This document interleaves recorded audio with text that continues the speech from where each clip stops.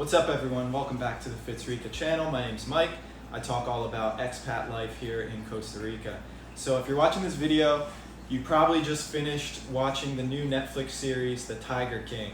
I started it last night, watched 2 episodes, then just binge watched the whole series today. I thought it was super good and on quarantine, so not much else to do anyways. So the series, Tiger King, it's really good.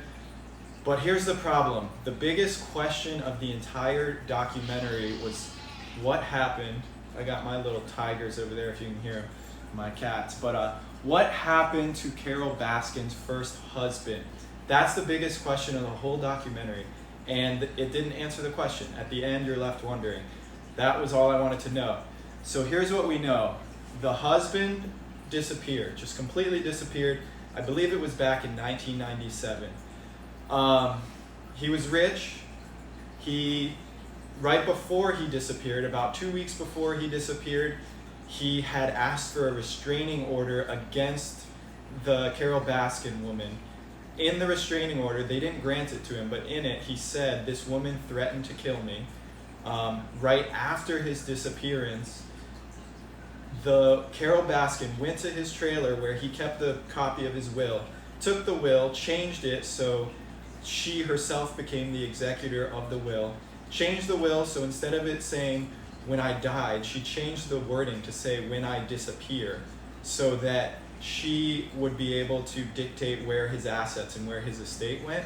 And then exactly 5 years to the day after his disappearance, she had him declared dead, which I guess was the law in Florida. So it just is too coincidental to there not to be some foul play involved. In my opinion, I know a lot of people feel the same way just from reading comments.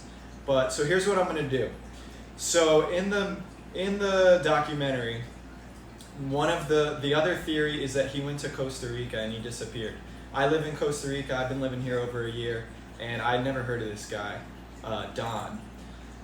But anyway, so there was one short scene in the documentary. They show a map of a town called Bagaces, which is here in Guanacaste. It's actually only about an hour from where I live, and I actually drove through it the other week when I was driving to Palo Verde. If you go to my channel, you can see that video where we're in Palo Verde National Park. So here's what I think I can do. He disappeared in 1997, allegedly. I'm gonna go to Bagaces and just ask around. Is this Don guy still living there? Does he own property there? And just try to figure out what I can about this guy. There's not many gringos in that part of Costa Rica. It's not like at the beach. So I'm sure, well, here's the problem. He was in his 60s when he disappeared in 97.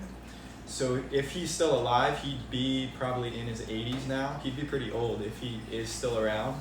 But I'll just ask around, see what I can find. Wouldn't it be crazy if he's still down there and we can just find the guy? Or if not, just talk to some local ticos who may have known the guy.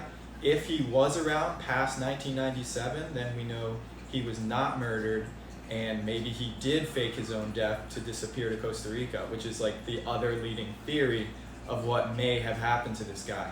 But in my opinion, I think he was murdered. The clues just all point back to that Carol lady.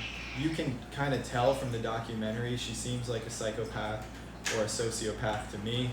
There was motive there. She wanted the money. They were, not in a steady relationship. He asked for the restraining order. All signs point to him being murdered. But I'm still gonna go to Bagaces, see if I can find any more information. I think it'd be really cool. If you wanna see the update, be sure to subscribe to the channel. I'll post a follow-up video, I don't know, maybe next week or whenever I can get up there, but it will be soon, so hit the subscribe button. See you guys soon. Peace.